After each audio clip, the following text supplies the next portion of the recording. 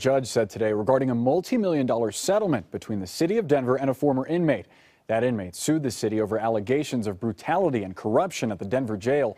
The city earlier this week announced a $3.5 million settlement, still subject to the judge's approval. Live with the new developments, Fox 31 Denver's Julie Hayden explains why the judge is taking a second look. Julie? Well, Boris, if you look at other cases, Judge Kane is not one to just rubber stamp a settlement. All the discussions behind closed doors, so we're not sure what his unresolved issues are, but we do know that the judge has made it clear all along that he has some serious concerns about the way Denver has handled brutality cases here in general. Jamal Hunter filed the federal lawsuit after he was choked by one Denver sheriff deputy and another looked the other way while other inmates attacked him. The lawsuit revealed allegations of brutality, corruption, and cover-up by Denver deputies, police, and city attorneys. It revealed the systemic and widespread corruption that Mr.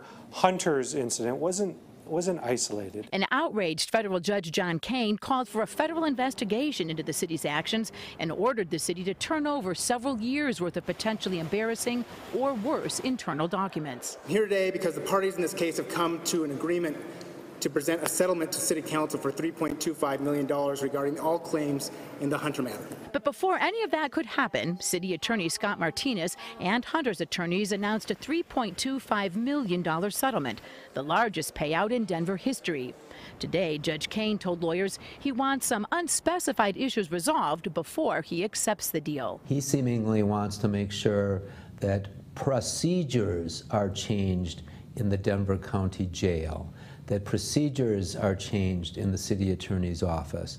And so the judge, I think, but we're all guessing, wants to make those things part of the settlement agreement. Any payout has to be okayed by Denver City Council, and the judge today said he wants to avoid council agreeing to something that he would reject. Judge Kane is an assertive, often vocal voice for justice. Now, all sides could be back in federal court as early as tomorrow. Meanwhile, the City Council is scheduled to vote on the settlement on Monday. At the Denver jail, Julie Hayden, Fox 31 Denver.